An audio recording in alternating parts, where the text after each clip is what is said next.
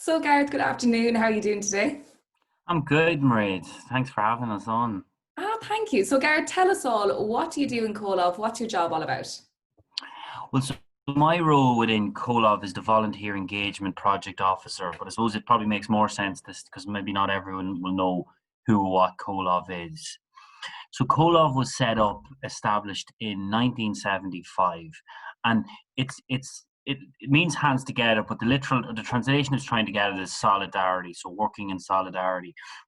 And what happened was there was a lot of people in Ireland that had been working in different parts of the world, the so-called global south, yeah, and they were returning home to Ireland, and they were feeling maybe a little bit like disconnected, that they have traveled the world, had these strong experiences, seen different social injustices all around the world, and they realized, well, they wanted the community to connect in, so it became a membership organization of people who've traveled and worked in different parts of the world.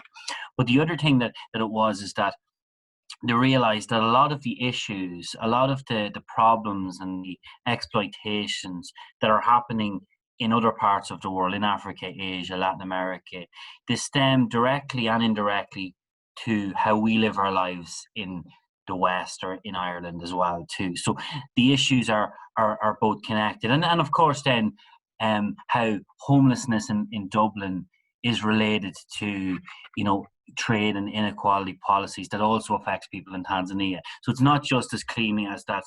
Yeah, so how injustices are connected. They're both on a local scale and a global scale. So when they return back with this experience of having seen the local landscape in Ireland from in that most time growing up in it, but then having traveled and worked in different parts of the world, it was a unique vantage point of being able to work and talk about these issues that maybe not every other organisation had. So that's and then 40 years later, it's constantly, it's different. Yeah, it's still a membership organisation.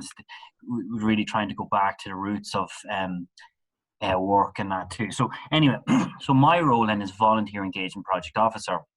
And what that is, it's like after people return home. So people have volunteered or travelled overseas.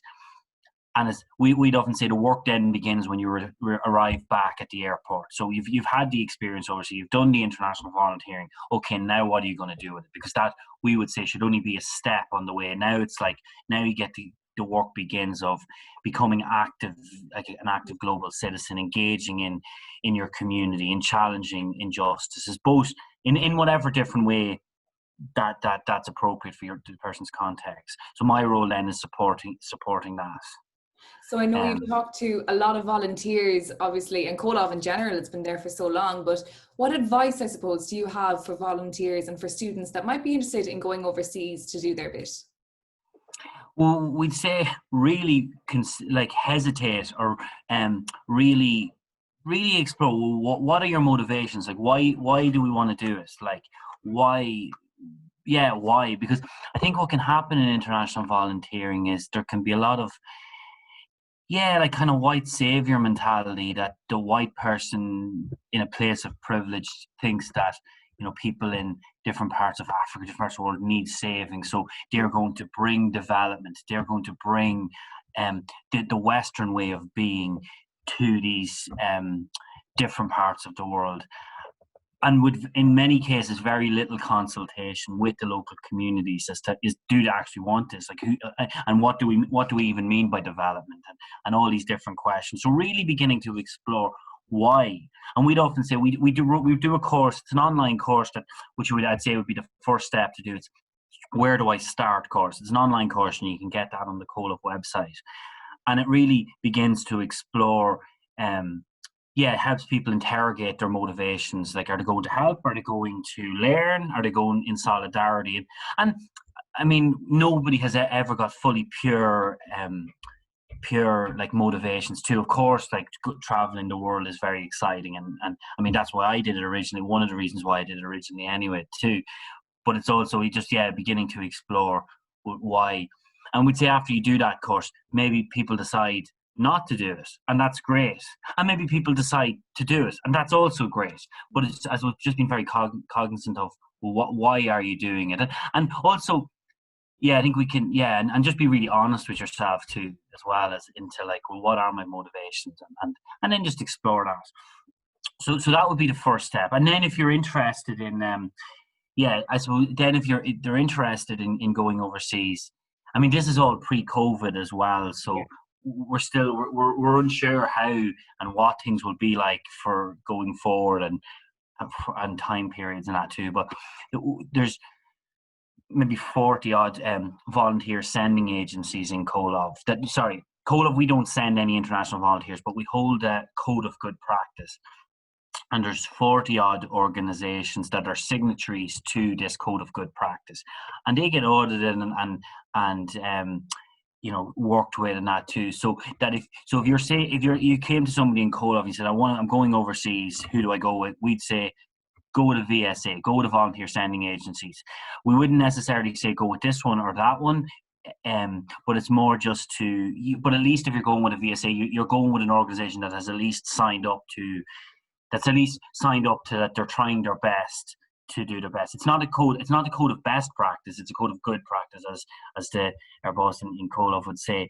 It's organisations trying to improve their practice. And at least if you go with VSA, you'll know that you're in that area too. And then you can find what maybe what your interest in within that. Is this healthcare, nursing, or is this education, or what it might be. And you Yeah, mentioned so that's it.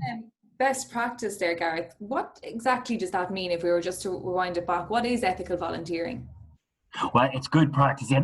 But so with ethical volunteering, so it's trying our best to do no harm, and trying to be supportive and helpful, as opposed to doing damages thing. So by going with a VSA, you're at least we've got 5 principles like that all the organizations are prescribing to work towards, and there's different ones like solidarity or social justice or ecological sustainability, so organizations that are trying as much as they can and constantly trying to improve those. So that would be one thing. The big thing that we've put a lot of work on, my colleagues I particularly have done an awful lot of work in the last couple of years, is around the orphanage issue. So we'd encourage and invite people to there's a pledge you can get on the Comhlámh website, and it's a pledge to not volunteer in orphanages, because there's a lot of research done, and people go there with great intentions, that they want to help disenfranchised children, not to, and the motives are really understandable. However, all the research shows that it's very damaging to the children for many different reasons. And you'd say also that there's no such thing as a good orphanage. And here in Ireland, we've moved away from, we've seen how institution care of people, and we continue to see it with things like direct provision, how they don't work, and they just don't work, and they're damaging too. So that'll be one very clear thing. It's like, take the pledge, no, to not volunteer in an orphanage. Don't do it. And then do the what next course. Work with your motivations, your why you're going overseas, and then connect in and explore the VSAs, the different organisations that have signed up, and then make a choice of which one that suits your context, your interest most.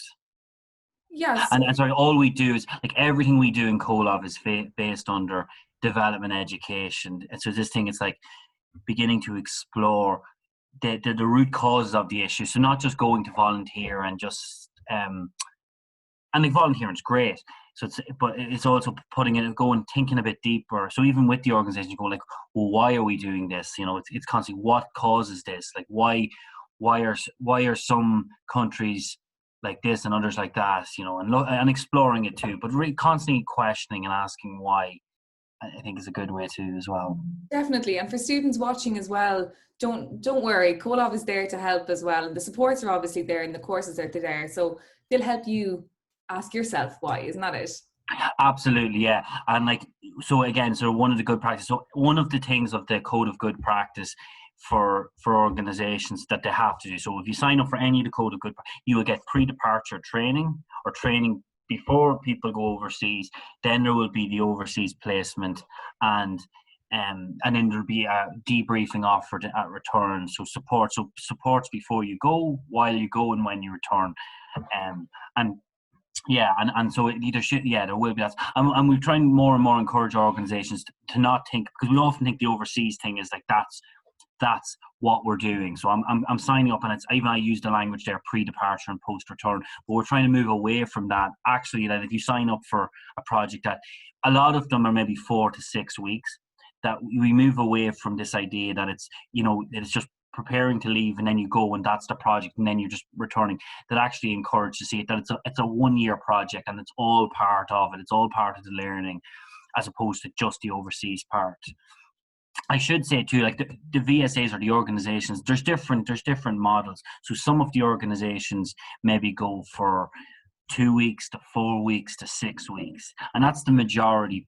Like when Cola set up, that wouldn't have really existed. It would have been people going for more 1 year, 2 years, longer stays. But now it's much more common. To go for a couple of weeks. Yeah.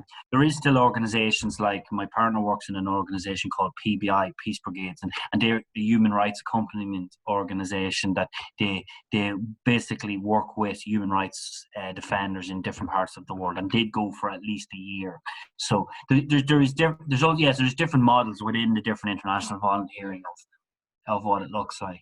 Brilliant. So the opportunities are there as long as the motivations are there too. And then just one last thing, I suppose, how do we get in contact with Comhlmh? So Comhlmh, you can go onto the website. It's www.comhlmh.org. That's the website, and then the contacts. My own email is gareth@comhlmh.org. And yeah, we've got a Facebook, we've got an Instagram. I'm not very good at the whole social media myself, but our Mark, our communications officer, is brilliant at it. So yeah, but so there's the website, there's Facebook, there's Twitter, there's and Instagram. But also, I should say, Comhlmh is a membership organisation, so we do, and you don't need to be an international volunteer also to become a member. And what we do is, well, members, then there's member groups as well. So there's groups within Comhlmh, of Comhlmh members that are involved with things like Justice for Palestine, promoting the boycott, divestment of Israeli products. There's also trade justice, like people working on trade issues. There's a refugee solidarity group. So there's different groups within that of the Comhlmh members coming together to work on certain social justice issues. Brilliant. So guys, yeah, and that's open to people if they want to get involved. That's another way to engage. Brilliant. That's brilliant, Gareth. Thank you so much for joining us today. It's loads of information, but make sure to check out the website as well. Brilliant. Thanks a million. Right, thank you so much. Bye now. Bye-bye.